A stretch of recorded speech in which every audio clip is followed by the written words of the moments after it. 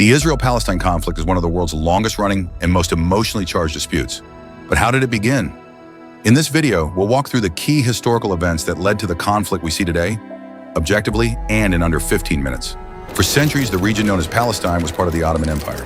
It was a multi-religious society, home to Arabs, Muslims, Christians, and Jews, who identified locally, not nationally.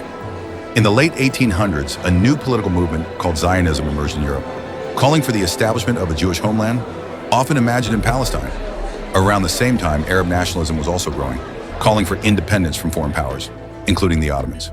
During World War I, the British made conflicting promises about the future of Palestine. To the Arabs, they promised independence if they revolted against the Ottomans. To the French, they secretly signed the Sykes-Picot Agreement in 1916, dividing the Middle East into zones of control.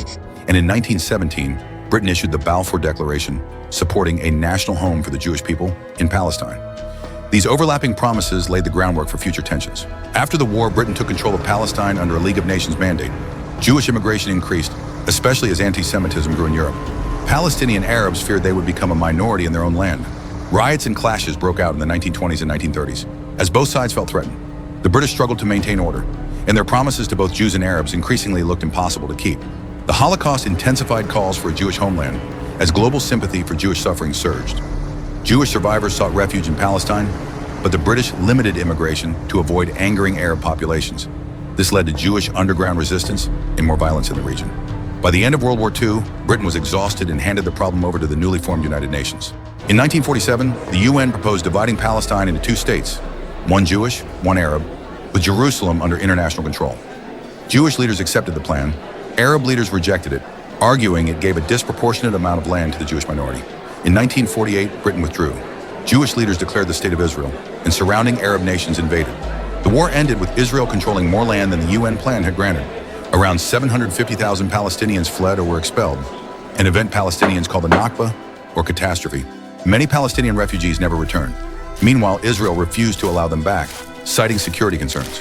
Tensions continued, leading to more wars, especially the Six-Day War in 1967, where Israel captured the West Bank, Gaza, East Jerusalem, and more. These territories are still central to the conflict today.